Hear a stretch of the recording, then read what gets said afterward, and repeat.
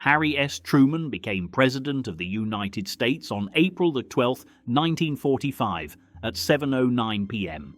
He had been Vice President for only 82 days, 82 quiet ceremonial days, no real power, no real briefings, no real access. When Franklin D. Roosevelt passed suddenly that evening, the office of the presidency fell into Truman's hands without warning, without preparation, and most disturbingly, without the full truth of what the country had been doing for years behind closed doors.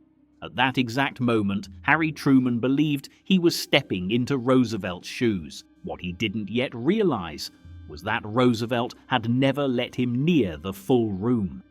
Truman arrived at the White House that evening, pale, stiff, and visibly shaken. He had been summoned urgently, told only that the president wished to see him. By the time he arrived, Eleanor Roosevelt met him with a look that said everything before she spoke. "Harry," she said quietly, "the president is gone." Truman would later say that his first thought wasn't about power or war or history, it was guilt. He asked Eleanor if there was anything he could do for her. She replied, "Is there anything we can do for you? You're the one in trouble now." She was right, but not in the way she meant, because at that exact moment, Truman was the most powerful man on Earth and one of the least informed. Franklin Roosevelt had run America like a sealed vault. He kept secrets compartmentalized. Information flowed upward, but rarely sideways. Even senior cabinet members didn't always know what other departments were doing. And Harry Truman, Roosevelt didn't trust him with much of anything. During those 82 days as vice president, Truman had not once been invited into high-level strategic discussions. He had not been briefed on deep intelligence operations. He had not been included in long-term war planning. He attended public ceremonies. He shook hands. He smiled for cameras. And that was it. The most devastating war in human history was raging, and the Vice President of the United States was largely shut out. When Truman took the oath of office that evening, he believed he was assuming command of a machine he understood. Within days, he would realize that machine had entire hidden compartments, and some of the people around him weren't sure he should ever see them. The first shock came quickly. Within hours of becoming president, Truman began requesting briefings, real briefings, the kind Roosevelt had kept private. Military leaders, intelligence officials, scientific advisors all began filing into the Oval Office, and Truman began to notice something unsettling. People spoke carefully. They paused often. They watched each other before answering questions. This was not confidence. This was hesitation, and Truman noticed it immediately. One of the first men brought in to speak with him was Secretary of War Henry Stimson. Stimson was old, measured, calm, and burdened by secrets. He sat across from Truman, hands folded, eyes steady, and began discussing the war in Europe. Germany was collapsing. The end was near. This much Truman already knew. But then Stimson shifted. He leaned forward slightly and said something that instantly changed Truman's understanding of his own presidency. "Mr. President," Stimson said, "there is a matter of the highest secrecy that you have not been informed about." Truman looked up. He said nothing. Stimson continued, "We've been working on it for years. Only a very small number of men have been allowed to know. Until now." That sentence alone told Truman everything he needed to know. He wasn't late to the information. He had been intentionally excluded.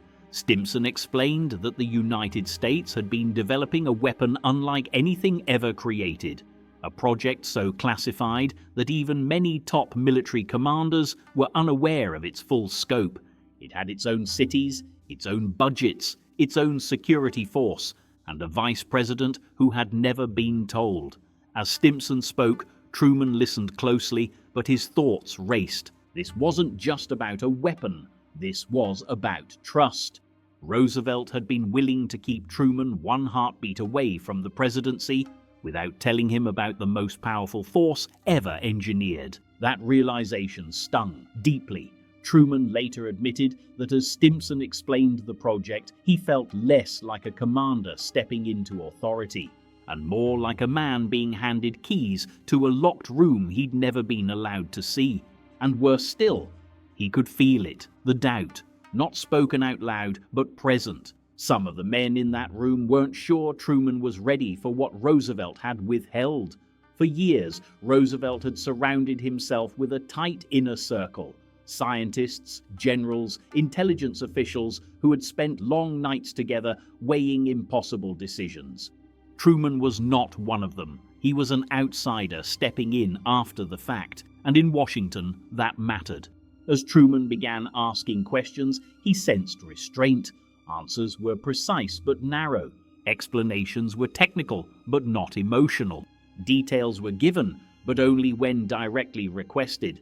This wasn't transparency. This was containment. They were measuring him, testing how much he could handle. One moment in particular made it clear. Truman asked why he, as vice president, had never been informed. The room went quiet. Finally, Stimson answered carefully. President Roosevelt preferred limited knowledge distribution. Not you weren't trustworthy, not you weren't capable, just controlled access. But Truman understood the subtext. He hadn't been inside the circle. That night, Truman went home exhausted. The weight of the office pressed down on him, not just because of the war, but because he now knew something else. Power in Washington wasn't just about position. It was about proximity to secrets, and he was still on the outside. Over the following days, the briefings intensified. Truman learned about the scale of the project, the resources involved, the stakes, and the implications. He realized Roosevelt had been carrying this knowledge alone, guarding it carefully, even from his own successor. That realization forced Truman into a brutal mental shift. He had to go from uninformed to ultimate decision-maker faster than any president before him, with almost no margin for error. But what troubled him most was how calmly this secrecy had been accepted. It wasn't just Roosevelt, it was the system. The system had allowed the Vice President of the United States to remain in the dark, and no one had objected. Truman began to see Washington differently, not as a transparent chain of command, but as overlapping circles of trust. Some people lived inside them, others didn't, even if their title said otherwise. As the weeks passed, Truman's confidence grew, but his awareness sharpened. He noticed how often advisors referenced decisions made before he arrived, plans already formed, trajectories already set. He wasn't leading yet, he was inheriting momentum. At one point, Truman reportedly told an aide that he felt like the moon, the stars, and all the planets had suddenly fallen on him. But there was something else beneath that pressure, a quiet resolve. If he had not been trusted before, he would make himself undeniable now. Truman began asking harder questions, challenging assumptions, requesting full context. He read obsessively, listened carefully, and made it clear, subtly but firmly, that partial answers would no longer be acceptable. Slowly, attitudes shifted. The hesitation faded. The restraint loosened. The moment Truman realized he was not fully trusted also became the moment he decided he would never allow power to rest on secrecy alone again. He would make the final calls, and he would own them. Years later, Truman reflected on that first week as president. He didn't speak bitterly. He didn't accuse Roosevelt of betrayal, but the implication remained. A democracy, even under pressure, cannot rely on exclusion, not forever. Truman had stepped into the office of the presidency believing he was late to the job. What he learned instead was that the job had been kept from him, and how he responded to that realization would define everything that followed. If you enjoyed this long-form historical audio story, make sure to like the video, subscribe to the channel for more stories like this, and leave a comment telling us what moment in history you want to hear next.